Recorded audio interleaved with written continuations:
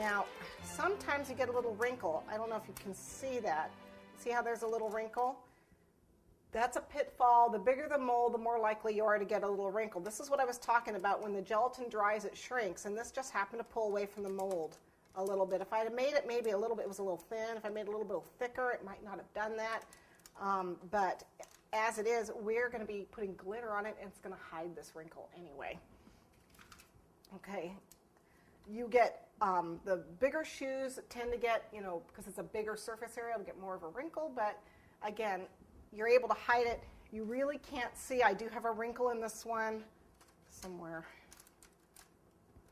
I have a little wrinkle up here. Actually, I think I squished that myself. But I usually, where I get the wrinkles, I put the disco dust to hide it. So I have a small one down here, if you can see it. But they're really not going to notice it. Okay, so where we're at now is we need to trim this excess off around here so that we can fit the two halves together and make our shoe. Okay, so we're going to get a pair of tiny scissors, and you want to trim it right up on its seam.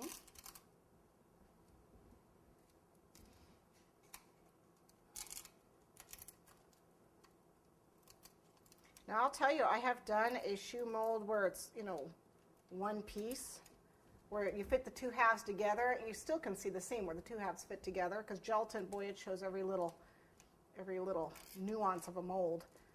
But I've also done a mold where I made my own mold out of a glass, it was actually a glass slipper. Used the putty to make my own mold and did a glass slipper that way. It just wasn't as pretty, and it was a lot harder to do. So this is the best. This is the best technique.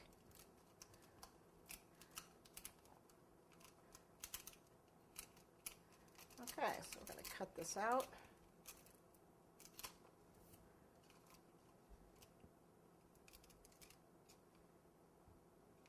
Okay, and you really want to try and get that seam so that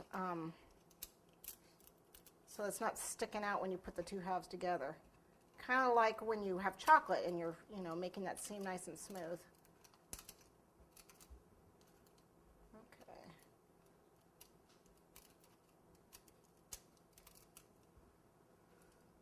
So you want to cut nice and close to that seam.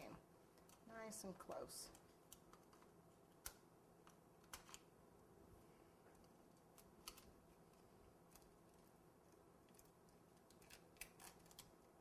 Okay.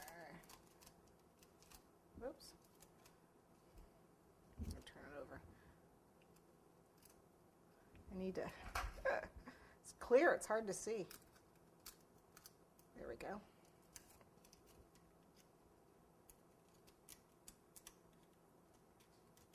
And of course, the bigger shoe's easier to see and easier to cut. It's bigger. But then you need a much bigger cake too. All right, so we've got that pretty much cut. You can see that. I'm going to put that on. Can you see it better?